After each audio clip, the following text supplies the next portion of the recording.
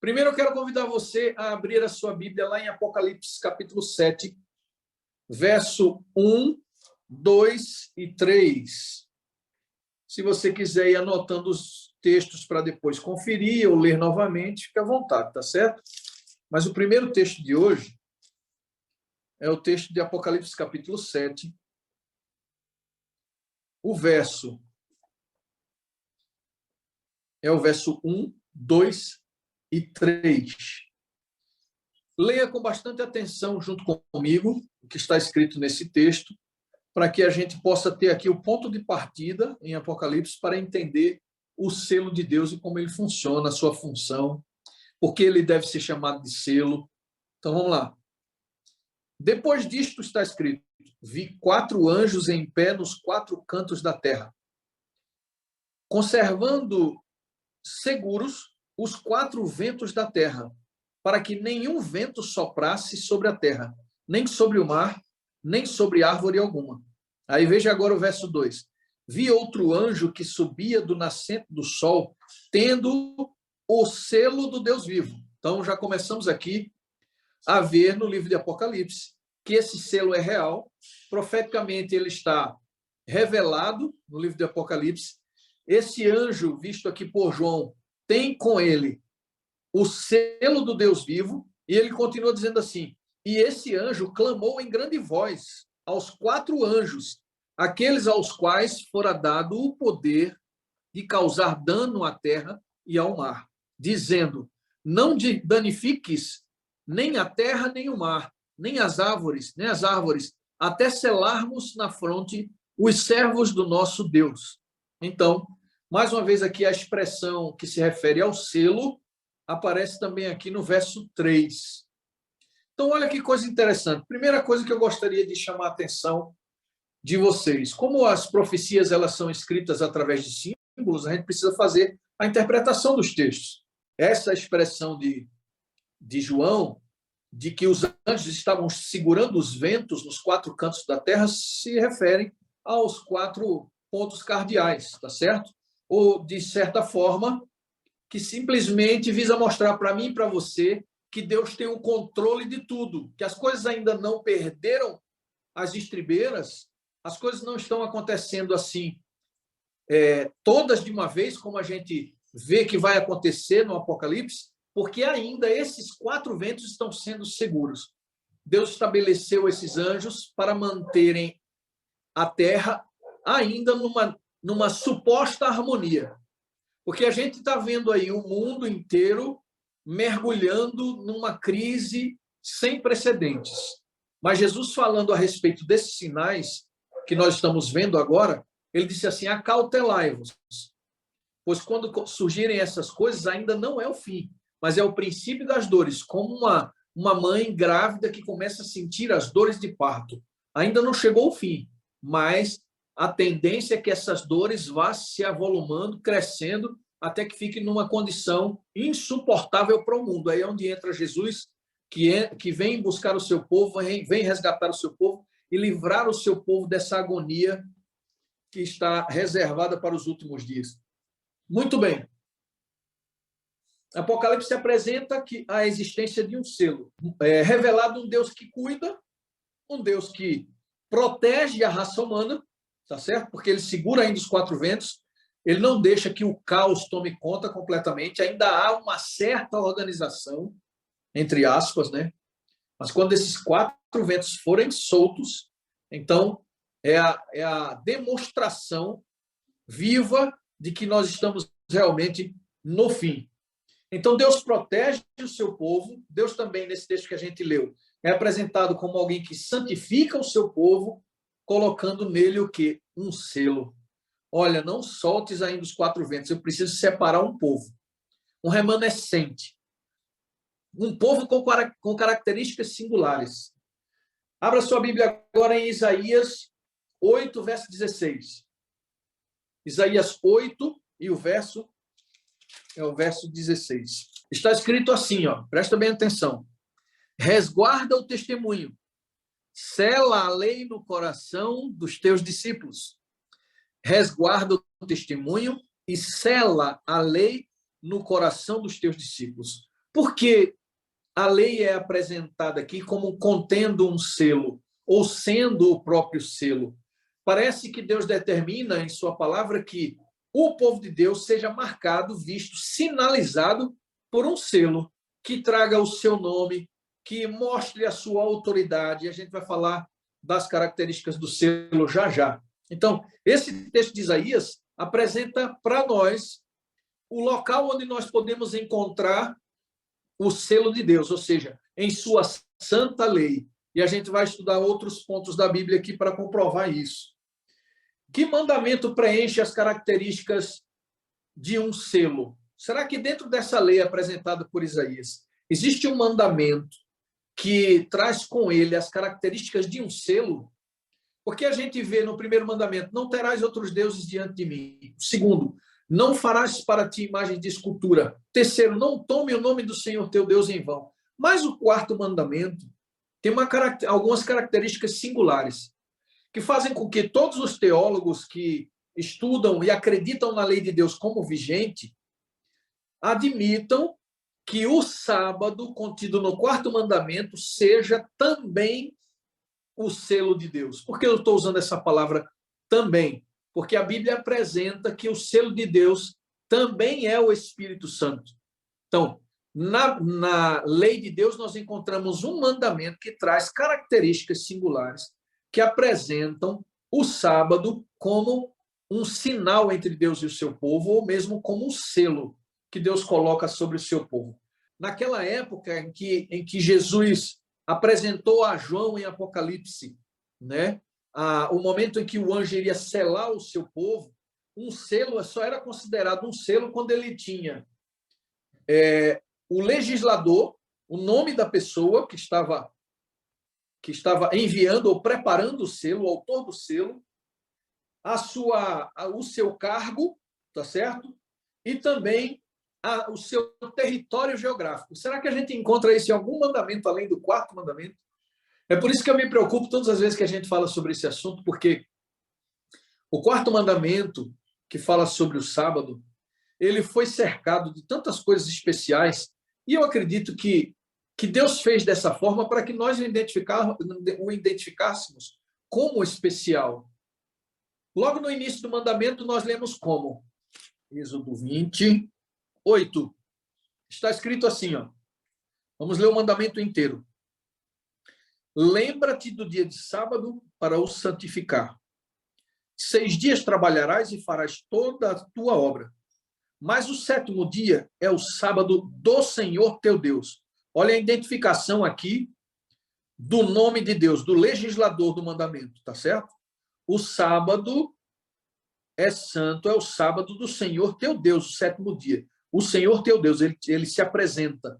Assim como fez no início da lei, aqui no 4º mandamento ele se apresenta novamente. E ele diz, não farás nenhum trabalho, nem tu, nem teu filho, nem tua filha, nem teu servo, nem tua serva, nem teu animal, nem um forasteiro das tuas portas para dentro, porque em 6 dias fez o Senhor o céu e a terra. Ora, se ele fez o céu e a terra, ele é criador. Além do nome da pessoa no selo bíblico, o selo também precisa revelar o seu cargo, como é que ele é identificado, o que ele representa para o universo. Aqui o mandamento do sábado apresenta a Deus como criador do universo. Então ele já apresentou-se dizendo o seu nome, eu sou o Senhor Deus, e agora ele se apresenta dizendo, eu sou o Criador, porque em 6 dias fez o Senhor os céus e a terra, o mar e tudo que neles há. E ao 7º dia descansou. Por isso, o Senhor abençoou o dia 7º, o dia do sábado, e o santificou. Então, todos os teólogos que entendem que a lei de Deus é vigente e necessária para a vida do crente, que todos nós somos chamados por Deus a lhe obedecer e temos como referência a sua santa lei, todos que acreditam nisso entendem que o sábado é apresentado aqui como um selo, porque como nós já estudamos e vimos no outro texto, numa outra lição, nem todo aquele que diz Senhor, Senhor, entrará no reino dos céus. Então tem muita gente declarando religiosidade, muita gente dizendo eu sou do Senhor, mas a palavra de Deus é clara de que mesmo esse grande povo que declara ser servo de Deus, esse povo que se diz ser servo de Deus, mesmo este povo será reduzido, dividido, e só sobrará deste povo um pequeno remanescente. E esse remanescente tem uma característica que a gente vai ver em Apocalipse já já. Quem é esse grupo que sobra? Porque Deus vai sacudir e abalar a igreja. A gente fez até um estudo essa semana, eu, meu irmão, o pastor Gondim e o pastor Robson, fizemos um estudo sobre a sacudidura, lá na hora do clamor, e nós estávamos falando justamente sobre isso. Esse trabalho de Deus em sacudir a igreja vem para reduzir o povo, reduzir para um número menor. A intenção de Deus é fazer com que a qualidade prevaleça.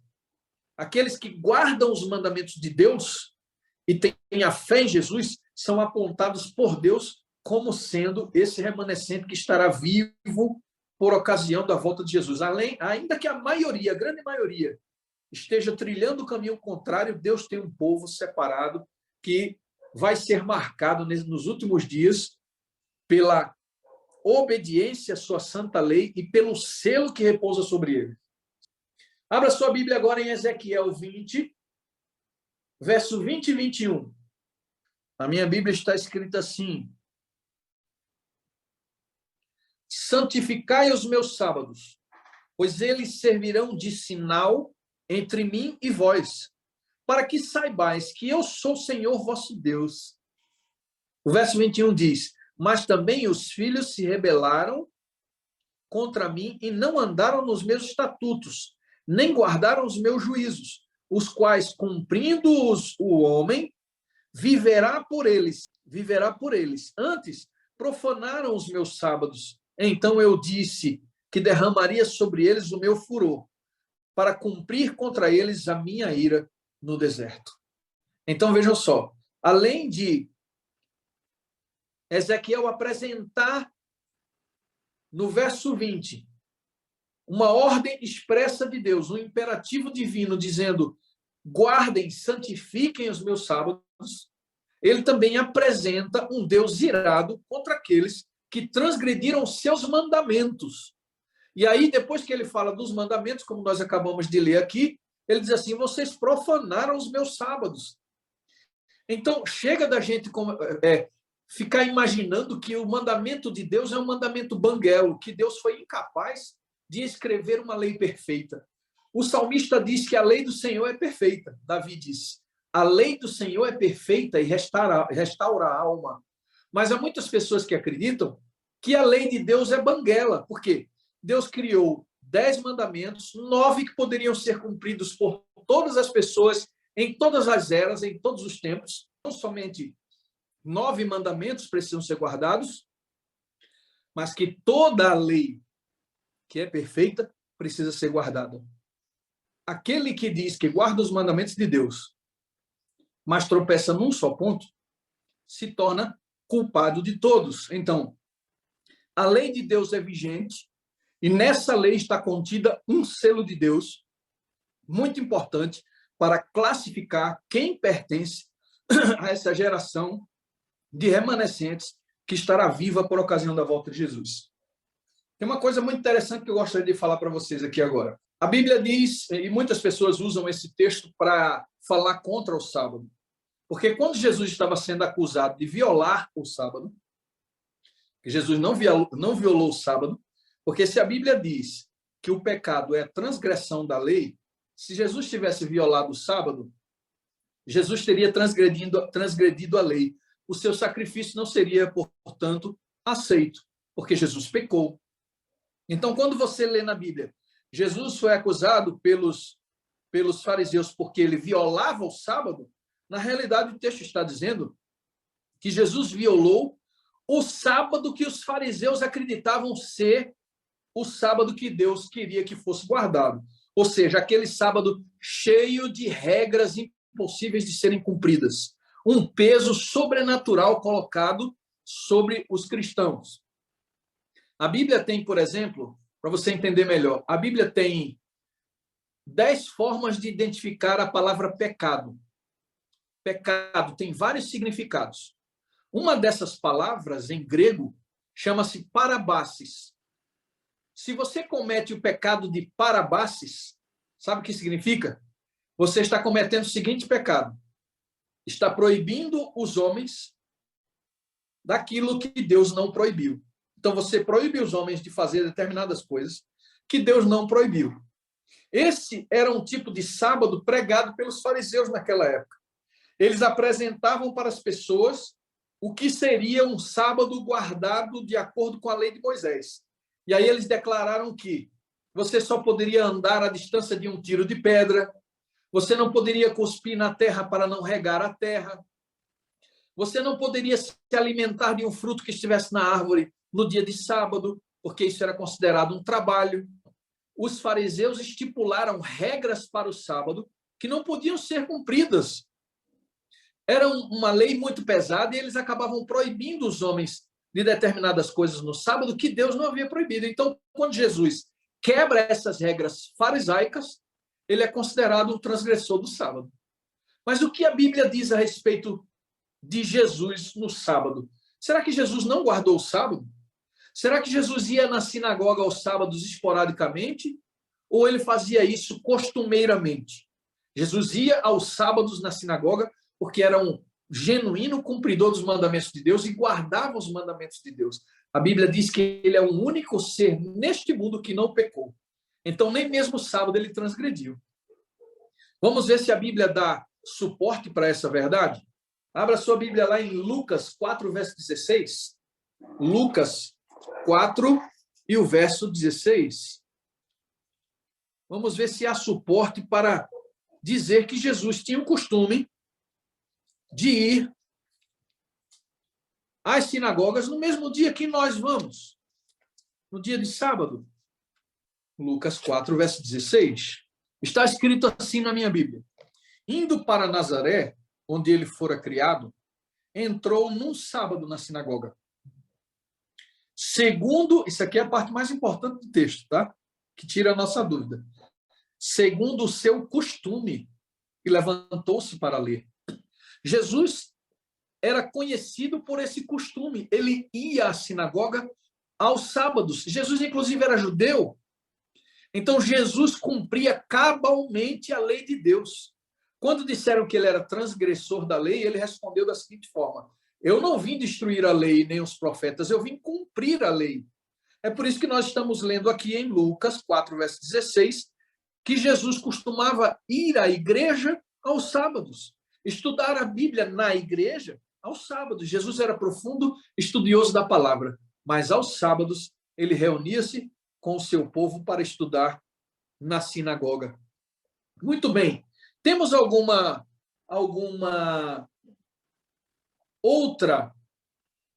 outro texto que comprove que não somente Jesus, mas aqueles que conviviam com ele também guardavam o sábado? Eu acho que esse é um dos textos mais importantes a esse respeito. Maria, mãe de Jesus, e as mulheres que lá estavam com ela. Em Lucas 23, verso 55, a gente vai achar a resposta para essa pergunta. Outras pessoas, aqueles que andavam com Jesus, também guardavam o sábado? Ou eles não tinham esse costume? Lucas 23, versos 55 até o 56.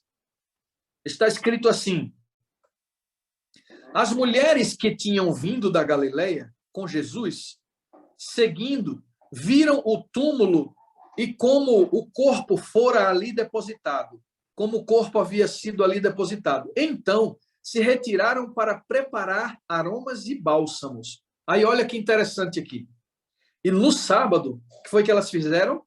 Descansaram, segundo o mandamento. Tem outras versões da Bíblia, como a King James, que diz assim: e no sábado obedeceram o mandamento. Olha só, guardaram o sábado segundo o costume que eles tinham. Então chega, gente, chega quando alguém chegar para você e disser assim: olha, que história de sábado, isso era só para os judeus. Depois da morte de Jesus, ninguém guardava sábado mais não. Jesus ensinou isso para as pessoas. Jesus nunca ensinou ninguém a transgredir o sábado, pelo contrário. Ele costumava guardar o sábado e, além disso, todos que estavam ao seu redor também guardavam o sábado. Tem outros textos que não vai dar tempo a gente ler aqui, mas que provam que os apóstolos guardavam o sábado, que Paulo guardava o sábado, o próprio João que escreveu o Apocalipse, teve uma de suas visões em Apocalipse exatamente no dia do Senhor, e ele chama esse dia de sábado, o dia do Senhor, conhecido aí pelos teólogos como a expressão Kyriake Remera, que dá tantos panos para as mangas, né? Muita gente diz assim, aquele dia não era o dia do Senhor, não era o sábado, mas hoje já existem estudos aí, muitos estudos comprovando que João disse, estava eu no dia do Senhor, referindo-se ao sábado. Então Jesus, Maria, as mulheres que tinham vindo da Galiléia com Jesus, os apóstolos, todos guardavam o sábado. O sábado nunca deveria ter sido esquecido. E talvez por isso mesmo Deus tenha colocado nesse único mandamento a expressão: lembra-te do dia de sábado. Jesus guardou o sábado, como nós já vimos. Sim, tem uma coisa aqui muito interessante. Ezequiel 20, verso 12. Vamos lá que a gente vai ver uma coisa linda agora. Sabe como você deve considerar esse texto que nós vamos ler aqui a respeito da obediência ao sábado? Você deve considerar um texto que fala sobre graça. Como assim, pastor? O senhor está falando sobre obediência. Como é que um texto que fala sobre a guarda do sábado pode se referir à graça? Vamos ler? Verso 12 do capítulo 20 de Ezequiel, está escrito: também lhes dei os meus sábados para servirem de sinal entre mim e eles, para que soubessem que eu sou o Senhor, que os santifica. Para que Deus nos deu o sábado? Porque é necessário entrar nesse repouso. Olha que coisa linda está escrito nesse verso. Talvez você não tenha percebido ainda.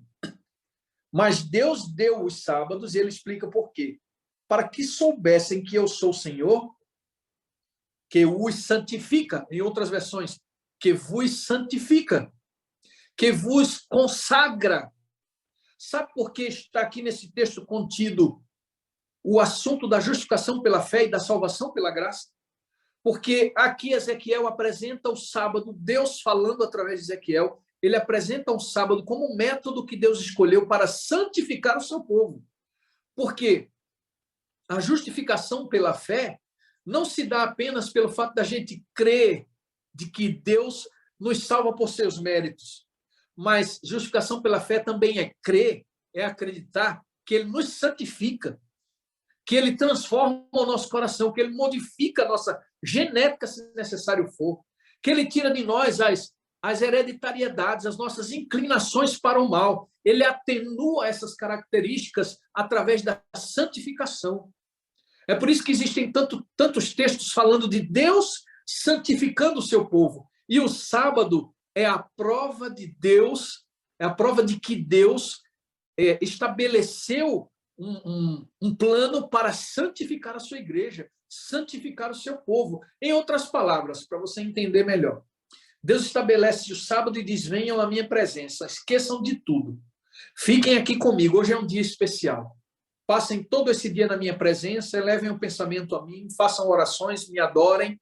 Esse exercício que Deus nos chama a fazer no dia de sábado, amar aos outros, fazer boas ações no dia de sábado, contemplar a natureza, todas estas coisas nos santificam, nos transformam, nos modificam. Isso é maravilhoso demais. Louvado seja o nome do Senhor. Porque eu tinha muita dificuldade no passado de associar o sábado à graça. Como é que o sábado pode se encaixar no processo de salvação pela graça? É dessa forma, meus queridos. Deixa tudo que é teu de lado, esquece os teus próprios prazeres, chama o sábado de deleitoso, santo dia do Senhor, dedica-se ao Senhor mais do que nos outros dias, consagra a tua vida a Ele, passa mais tempo com Ele, porque desta forma o Senhor nos santifica. Isso é graça sendo derramada sobre a igreja. Isso é a bênção da transformação sendo concedida à igreja. É por isso que você não pode esquecer que Deus estabeleceu o sábado para ser um sinal entre ele e o seu povo. Você não pode esquecer que para que o povo entendesse a importância deste dia, ele não somente santificou, mas ele abençoou o dia de sábado. Então, Quem não guarda o sábado hoje está perdendo as bênçãos sabáticas, bênçãos até materiais, porque enquanto descansamos, o Senhor provê o que nós precisamos. Ah, Senhor, eu preciso trabalhar no sábado também. As minhas contas estão acima do normal, eu preciso trabalhar no sábado também. Deus nos diz assim, olha, confia, descansa, isso é graça. Me entrega o que é meu, o que eu estou te pedindo. O sábado é o dízimo do tempo. Me entrega e eu vou cuidar de você, porque se ele cuida até dos pardais, diz a sua palavra, como não cuidará de nós? Se ele vestiu os lírios do campo com tanta beleza, como também não cuidará e nos vestir em cuidar do que nós precisamos?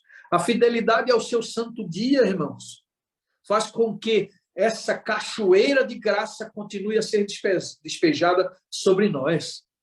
Somos banhados pela graça de Deus quando recebemos o santo dia do Senhor como um selo, como um sinal de relacionamento entre nós e Ele. Nós nos colocamos em sua presença para sermos transformados. Que coisa linda! Lembra que ele disse assim, o sábado foi feito por causa do homem, e não o homem por causa do sábado. Agora você entende por que Jesus falou isso. Ele não estava desclassificando o sábado. Ele disse que o sábado foi feito para o homem. Em outras palavras, com base no que nós acabamos de ler aqui em Ezequiel, o sábado foi feito para santificar o homem.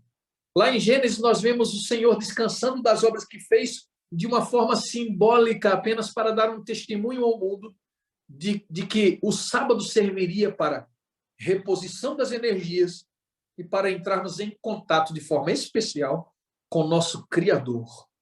Isaías 58, 13 e 14.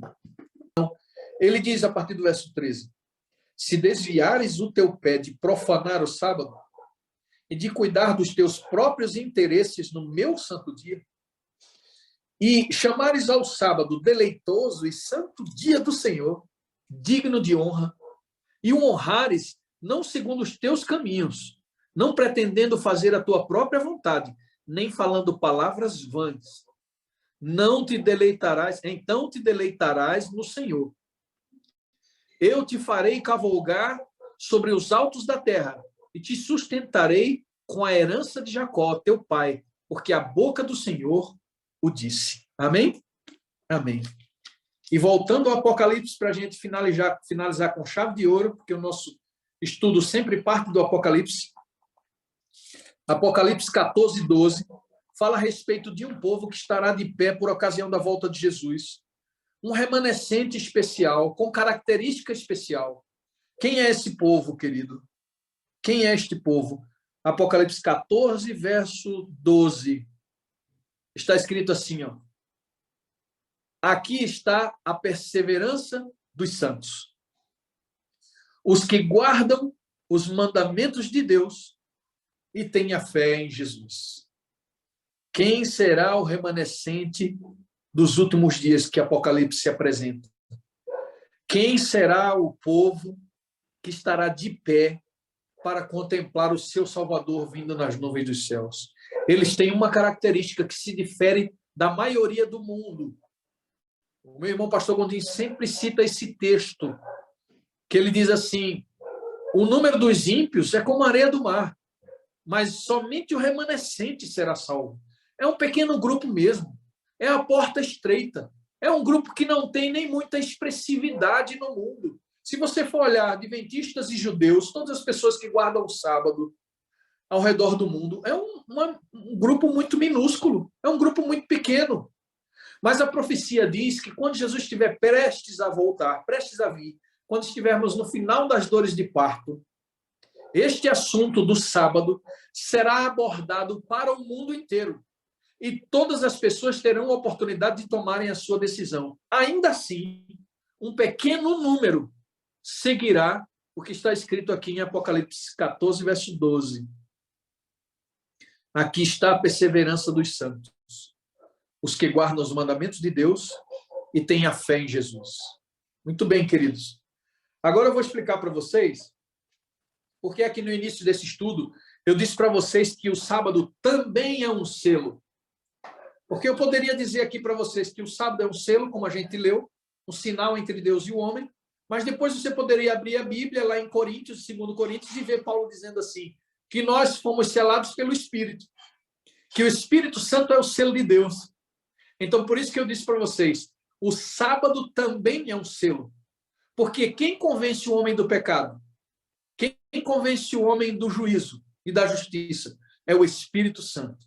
Quem é que convence o homem que ele está errando em não guardar o santo dia do Senhor, em se rebelar contra a ordem imperativa de Deus de lembrar do dia de sábado para o santificar? Quem é que adverte o pecador a esse respeito? É o Espírito Santo. As profecias de Deus foram feitas para nós, mas só podem ser discernidas espiritualmente. Toda essa verdade que nós estamos recebendo parte da pessoa do Espírito Santo. Então, não poderia deixar aqui registrado para vocês que apenas o sábado é o selo de Deus em sua palavra. Não. Além do sábado, o Espírito também é o selo de Deus. Todos ouvirão a respeito dessa verdade do sábado. O mundo inteiro ouvirá, porque apesar de ter um povo muito pequeno, há uma promessa de um derramamento do Espírito Santo de forma tão profusa, tão gigantesca, que essa mensagem alcançará todos os 4 cantos do mundo. Quando Jesus voltar, nós precisaremos estar selados duplamente. Selados com o Espírito Santo e selados com a marca, com o sinal do Senhor Jesus Cristo, que é o sábado, o santo dia do Senhor. O único mandamento, o principal texto bíblico que aponta para Jesus Cristo como Criador. É por isso que Satanás tem tanta raiva desse mandamento. Porque nele Deus se apresenta como Criador. Por isso ele é o selo. Por isso leva o nome dele, leva o cargo dele. Ele é o Criador do universo.